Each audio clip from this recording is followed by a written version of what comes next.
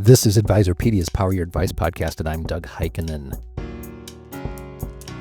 We're at the Steward Partners annual symposium in Orlando this year, and we're here with Jeff Gonyo, the head of wealth management at Steward Partners. Hi, Jeff. Nice to see you again. Hey, Doug. Thanks for being here, and welcome to the symposium. It's been great so far. Let's jump right in. Give me some key factors that attract top advisors to Steward Partners, especially those coming from traditional wirehouse environments. Yeah, I think if you had a chance to be around the symposium, I would say one of the things that you'd feel automatically is a different energy. And where that comes from is people being happy where they are, people feeling like they have a vested interest and a stake in the company they work with. So I think with the key advisors or with the advisors that have come over, especially from the wirehouse firms, I think that's Steward is unique in the sense when you look at the RIA landscape, we've built a firm primarily based on bringing over wirehouse advisors. That's the background and DNA that Jim Gold, High Supporter, myself all have shared as we've built Steward out. And what we understood, I've started at Merrill Lynch early in my career as an advisor. I was at Smith Barney. I was a branch manager at Morgan Stanley. So we understand what that path is, what the trials are, and we listen to people coming over, what they want, what they need. And generally what advisors are telling us is they want their business back, right? They want flexibility in how they can grow the business. They want to recapture that entrepreneurial spirit. And what Steward really does is we break open that box in the landscape of what the wire world has become, which is still very much top-down driven. We really take a bottom-up approach. We want to celebrate the advisors as they come over and understand how to support the business they build. I often say, your business is our business in the standpoint that you're our client. And that shift in itself is really empowering. What Steward has done, I think, different than most, and it's how we started the firm, is building a bridge to independence. For some people leaving a wirehouse, going to a model where you have to do everything entirely on your own is maybe a bridge too far. And we found a way to really create a full service and fully supported independent model for people from a wirehouse world. Compensation's easy to understand. The platform is broader. The technology is different. What you can do from a standpoint of marketing and media and having a podcast like this generally isn't acceptable at big firms like that. So we're really helping people branch out, become who they are, and reimagine their business. Being happy where you are is really important. There's a happy vibe here, and there's a t-shirt booth down at the bottom of the stairs that's highly trafficked. So people are really excited about wearing their brand, which says a lot. Yeah, it's everybody's having fun. What makes Steward unique and special is, and I know we're going to get into equity a little bit, everybody coming here is empowered and feels like they have a stake in this game. They're owners. And that's really different. All of our name badges have the jersey number of when they joined. And for people listening, what that is, when a new partner joins, a new FA joins, they get a jersey number based on the number of advisor they are when they come over. So it becomes a really big talking point. There are t-shirts being made of that, and people are really proud to wear. It's like a badge of honor and courage and partnership. And you're handing out more tomorrow night? Yeah. Tomorrow night is going to be our awards ceremony. And so everybody that joined in 2024 will get their jersey. It is the most fun thing we do. And we do something that extends beyond advisors. Even our client administrative managers or client associates, once they've been with us for 5 years, they get a jersey too. So this is unique in the sense mostly this is an event just for advisors, but you got the whole organization here, and it's a lot of fun. Okay, back to business. Can you walk us through a typical transition process for advisors moving from a wirehouse to an independent advisory model at Steward Partners? Yeah, it's the most important thing we do, right? I tell people all the time, if you opt into becoming a partner at Steward, we don't like to recruit people. We want to educate and opt into becoming a partner. And for us, that's a different level of care, right? We don't have 15 or 20,000 advisors to fall back on if it doesn't work. And moving a business is one of the most important decisions you're going to make in your life. So we've really done a terrific job honing in on that. We've built a 10-person transition team. We also leverage the custodial partners we work with. So you got an army of people around you from, like, generally it's an 8 to 12 week process once you've decided that you're going to join and become a partner, where we cover everything from A to Z. There's not a single thing that's going to get missed, from legal support to understanding technology to making sure we have everything right for your team, mapping of securities, lending, you name it. So it's a very detailed process. And what we like to do is make sure we communicate with those partners. Hey, this is going to be your responsibility. These are the things we need you to help us do to be prepared for you. And here are all the things we're going to do for you behind the scenes. So there's a really clear roadmap of what they're going to need to do. And there's a lot of accountability with each other to make sure we stay on track with that. So we're generally with those teams, like I said, anywhere from 8 to 12 weeks. Sometimes it's longer if we have to blend in real estate with that. But then day two, it doesn't end, right? So day one, you come over. Day two is going to be when everything happens, that transition begins. And that's where that team of 10 people at Steward, onboarding specialist, really comes in and connects the dots. So we have a commitment to stay with those folks as long as they need. Generally, it's about 60 to 90 days. And with the process that we've developed, electronic signatures and just all the other things that make that different than it used to be, I would say our average team is bringing over about 90% of their assets within a 45 to 60-day window. And I imagine that process that you have for somebody making the transition is constantly being evaluated and improved. It's being evolved, and the most important thing you can do in this business is continue to learn. And so every one of those experiences matter, and we learn from all of them. And so it makes a difference. And I think you can evolve, but you have to be able to execute, and we do both really well. You're known for your equity ownership structure. How does this model impact advisor engagement, retention, and the overall culture of the firm? We talk about three things at Steward often. We talk about, growth. We talk about optionality. We talk about culture. In the culture piece, the flexibility of platform, giving people the ability to be autonomous in their business and really open that up makes a big difference. All of that matters, transition. But the equity piece is the part that really aligns us. And from our board of directors down to our client administrative managers, everybody who's a full-time person at Steward Partners is an equity owner. So it's the hallmark of what we do. It's the glue of what we do. And anecdotally, just a terrific story from this session already. Monday, we took our top 10% of advisors and we sat in a room. We talked about, hey, what do you need to grow?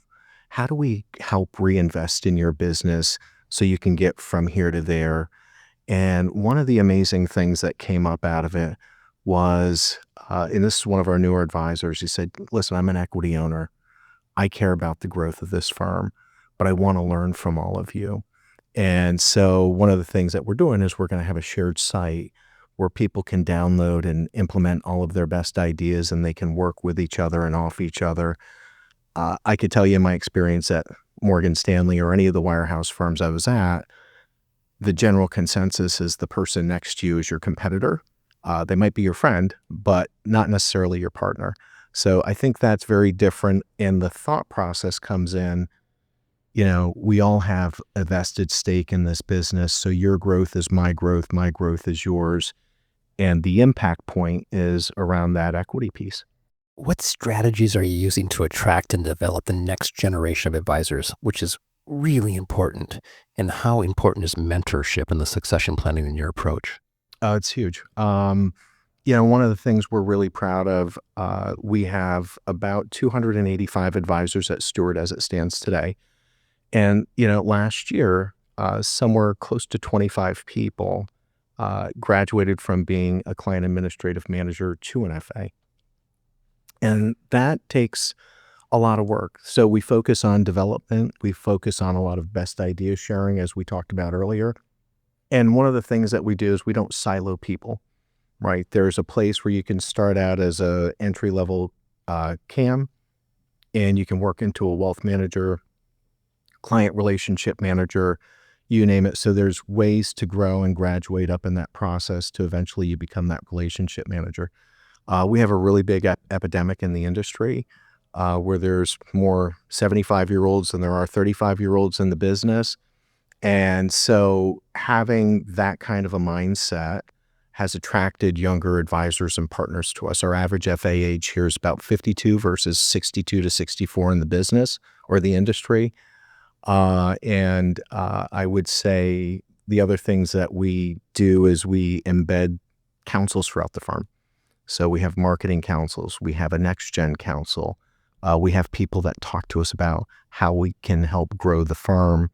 And you can't be generational managing somebody's money unless you're generational in your team. So our systems, our processes really lend to that. I think people want to interact differently today than they used to, and I think that's a trend that's going to continue. And with when I think back to the equity piece, bringing that around to here, what a lot of those younger folks in the business are looking for is a path forward where they can be supported and they own something bigger than themselves. Having equity really solves a lot of those problems, and it's the thing that drives them, incentivizes them, and they become part of that bond and the glue. How are you seeing the expectations and needs of younger advisors differing from more experienced professionals, and how are you guys adapting to those needs? So we had a conversation about this earlier in one of our sessions this morning. And what came out of it is oftentimes, and we look at some of our competitor firms, they're bringing in young people. There are a lot of CFA programs out there, a lot of CFP. More people are becoming CFP and CFA every year than years past. So we do see that happening, but it tends to be inside people, right? It tends to be just the planning person or just the person who's going to work on the investment model. And I don't think a lot of firms are getting behind the idea of really developing the relationship piece and getting out there and learning how to bring money in. So a lot of our development mentorship fosters that. We want both, but I do think that that's something that has changed. The other thing is a year and a half ago, we launched our M&A division, which I think is really important. There's the other thing that's happening out there because the average advisor is 62 years old, is they're looking to monetize the business. And that G2, G3 generation can't afford it. And oftentimes when they're going to different firms, those firms are going to be very prescriptive of, hey, it can't be your brand anymore. It has to be this model. So they lose their identity in that process. And I think they lose some of those people. So for us, we open that up. Again, it's about celebrating who you are, the brand you built, the models that you want to develop and work with. And it gives us a chance to really integrate that G2 and G3 team and empower them to do a lot more. Everybody knows the significant wealth transfer is coming in the next decade. How is Steward Partners preparing both advisors and clients for this transition? It's going to be massive. The things that we think about all the time is how we can create more efficiency in the business so that we can grow and keep that culture intact, all the things we talked about earlier. So we've created our own technology team here at Steward. One of our partner, Mohan Gurupakiam, who leads that team up, has run technology for firms like Cetera and E-Trade. He's built a team of 10 people around him. And what their charge is how do we solve for all of that? We've become a multi-custodial firm where, we work with Raymond James, Pershing, Schwab, and Fidelity. how do all of those things interact? Because if you're a client and you've been with Schwab for years, you might not want to change to Fidelity or to Raymond James or to Pershing. So what we've really done is make sure we can meet people where they're at, develop tools, systems, processes to create, number one, a universal experience and a good client experience, and bring that together so we can meet people where they are. And embedding AI into that is really important as well. Some of the things our advisors will tell you is, listen, it's hard to get in touch with a client at 10 in the morning or during the day. They might want to interact differently at night, and we want to have AI tools that bridge that gap and really help support that service model. So it's different, it's evolving, and technology is going to be a really big part of that. How do you see the wealth management industry evolving over the next 5 to 10 years, particularly in terms of advisor independence and client expectations, which are rising? It's a really great question. The business, if you asked me 11 years ago, would we have a channel that specializes in M&A and buying practices? I would have told you you're crazy. I would have said, no, what we're doing is liberating people from the wirehouse and we're giving them a way to own their business and in that decision. We're not taking that away so much with the M&A that we're doing. We're basically saying, hey, you're trading in your business for our business, which is going to grow much faster. The reason I think that has an impact is because that is the biggest phenomenon happening in our business right now. When you look at the RIA space, it's a massive consolidation that's happening. It's going to continue to happen. It's accelerating. And what we've seen is teams that may have left, 10 years ago and had a $2 million practice now have a $4 million practice, but they're getting stuck in doing all the things that they don't like doing, which is dealing with HR or dealing with the SEC or FINRA or having to create their own tech stack. It's become expensive. It's cut into the margins. It takes away from their time in building the business versus getting new clients. And so one of the trends that we're seeing is in the RIA and independent space, although we historically have been a destination for breakaway advisors from the wires, we're becoming really attractive over here. We've spent a lot of time building our team out. We've put a lot of money into infrastructure, technology, our product platform, building out multi-custodians. So I think for folks on the RIA and independent space, even the wire, what we can offer is solutions to all of those problems. We have the infrastructure, the people, and we have the capital to continue to grow. So there is a movement back towards a W-2 model versus just everything being 1099 or solely independent on your own. Last one for you. What advice would you give to advisors considering a move to the independent model? And what should they look for in a partnered firm like Steward Partners? Yeah, I think you really need to figure out what your purpose is and what the vision is, right? I think the mistakes we've seen for people that have gone independent is underestimating all the things I just talked about. HR benefits haven't gotten cheaper. Dealing with real estate on your own hasn't necessarily gotten better. But the SEC, FINRA, dealing with compliance, and also I think just keeping up with technology has become hard. It takes capital, it takes time, it takes people. And so if you're thinking about making a move to independence, there are some people that are terrific and have that entrepreneurial mindset where they really want to dig in and do all of that on their own.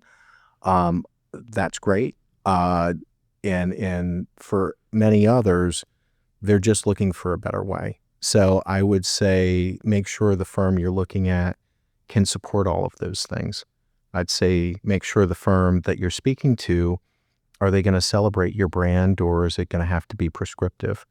I would say make sure that you understand the technology support in their vision for the future, how AI is embedded into that, what their philosophy is, and what that culture is. So it's really taking a look at everything we just talked about in this conversation. And again, what does your ownership stake in that look like? Because it's a big deal. And for us, it's been the reason people are happy here, creating culture and creating value for each other. Jeff, thank you so much for joining us. Thank you, Doug. It's been a pleasure. To learn more about Steward Partners, please visit stewardpartners.com. We are on all social media platforms at Advisorpedia. Please give us a follow. For our producer, Tori Miller, and everyone at Advisorpedia, thank you for listening.